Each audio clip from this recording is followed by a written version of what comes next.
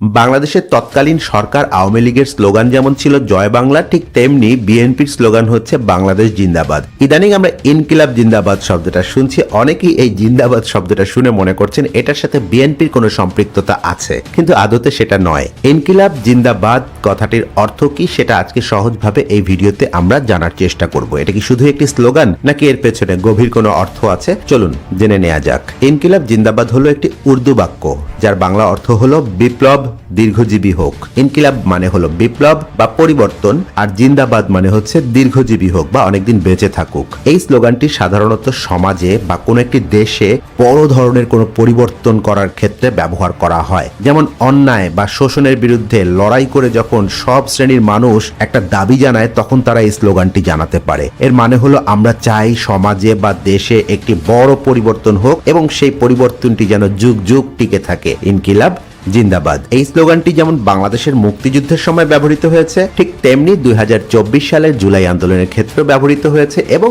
বর্তমানে একটি রাজনৈতিক দল তাদের স্লোগান হিসেবে ইনকিলাব জিন্দাবাদকে ইতিমধ্যেই প্রতিষ্ঠিত করার চেষ্টা করছে। তাহলে ইনকিলাব জিন্দাবাদ মানে কি? এটা হলো বিপ্লব দীর্ঘজীবী হোক। এটা সমাজে বা দেশে বড় পরিবর্তন চাওয়ার একটি শক্তিশালী স্লোগান। তো কেমন লাগলো এই ব্যাখ্যা? আপনি কি কখনো এই স্লোগানটি শুনেছেন কিনা কমেন্টে জানাবেন এবং আপনার কোনো অভিমত থাকলে সেটা জানাতে ভুলবেন না। ভালো থাকবেন সবাই।